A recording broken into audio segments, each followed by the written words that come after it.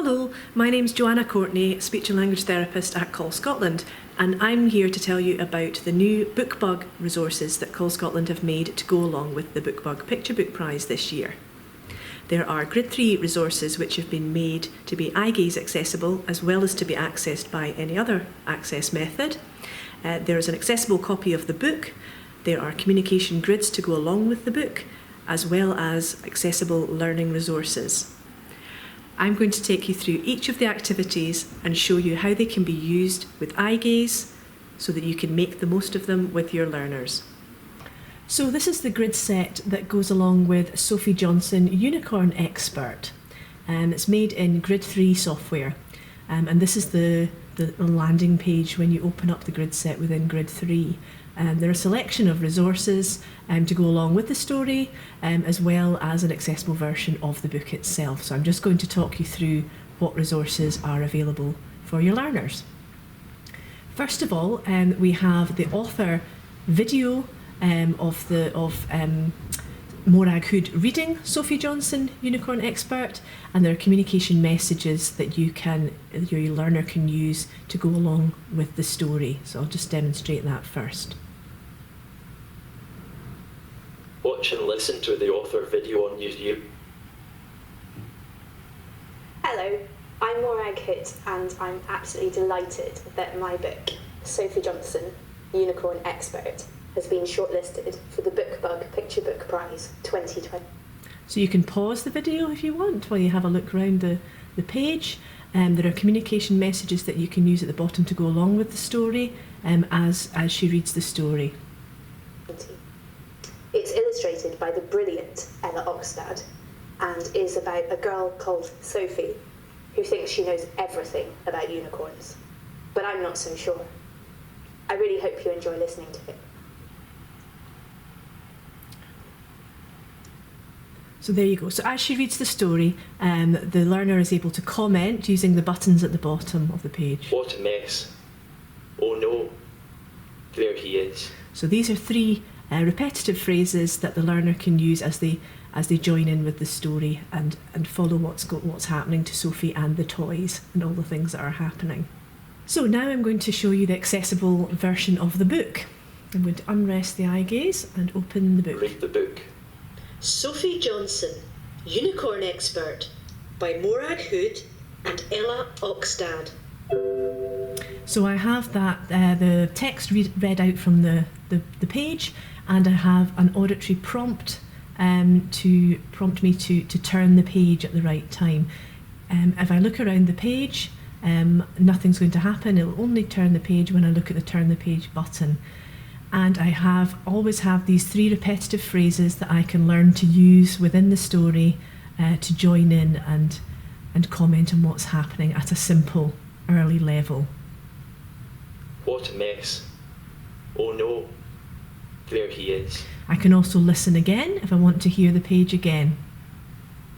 Sophie Johnson, Unicorn Expert, by Morag Hood and Ella Oxstad. Okay, so I'm going to turn the page.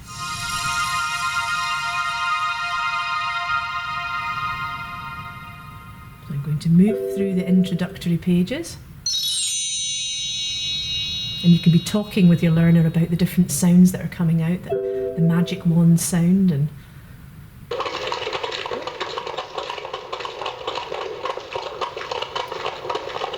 that sounds like horses' hoofs, or maybe it's the unicorn's hoofs.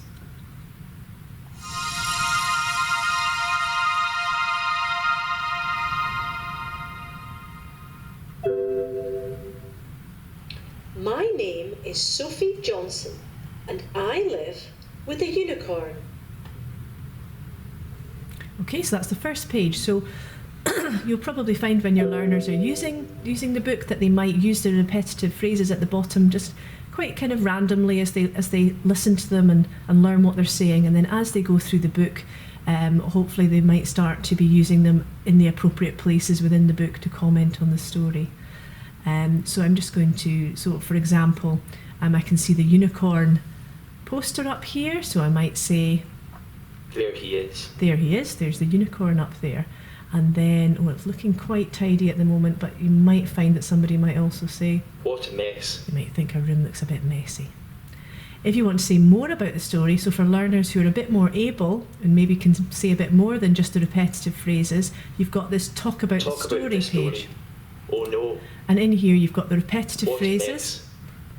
There he is. And you also have, I'm just going to rest it for a minute, you also have some other symbolised vocabulary enabling you to comment on the story and to answer questions about the story as well. So that somebody, the person, the communication partner might be saying, oh, there's Sophie. What does Sophie love? Sophie, love, unicorn. So Sophie loves unicorn, and Sophie, love, magic. she loves magic. Sophie, play, toys. She likes to play with her toys. So there's lots of other things that the learner can use to talk about the story and to interact and join in with the shared reading. The other thing that you have available here is access to the keyboard. So again, you're encouraging literacy, and you can access the keyboard at any time you want. So you can go into a really nice ABC keyboard, rest it just now. So you've got the ABC keyboard, so the learner can add in even more to talking about the story if they want to. And it's a nice symbolised keyboard as well. So I might want to say, let's see.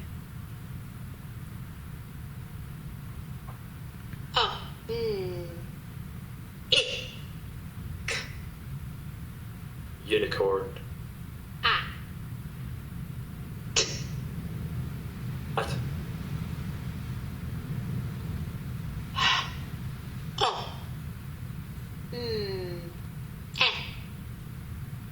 Home.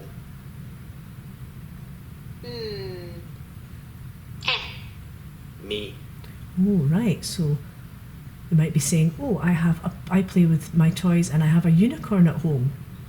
So the child might be joining in at a very simple level using the keyboard as well. So you've always got access to literacy too, and to create novel sentences. Okay, so another resource that we've got to go with each book is the shared reading page, and this is to go along with the specific vocabulary related to the story. So as I've just said, that you can talk about what's going on in the story, answer questions, or make comments, and then there's a more general vocabulary in the shared reading page to go along with the story. So here's the shared reading page, so you've got some nice Again, vocabulary turn the page. up the top Different here, story. and you've got things that the learner can ask as well. Look. Again, turn the page, different story, look, and then funny, sad. Or they could maybe I say, like. I like that. I don't like. Who? And who's that in the story? Funny, sad, I like. I don't like who, what's that? And then you have your Talk about instruction. the story using the vocabulary, e.g. ask questions or make comments.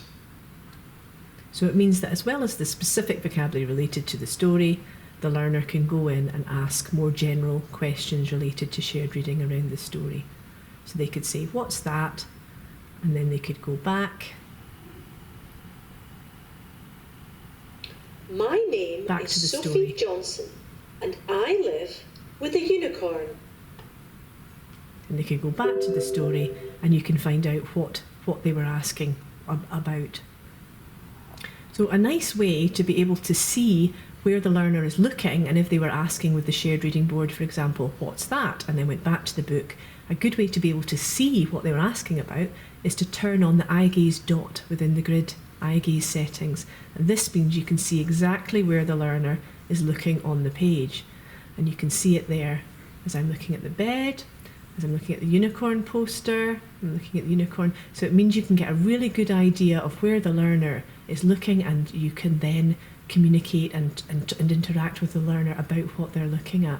So if I was just looking at, oh, you're looking at the fishbowl, I think there's a goldfish in there maybe.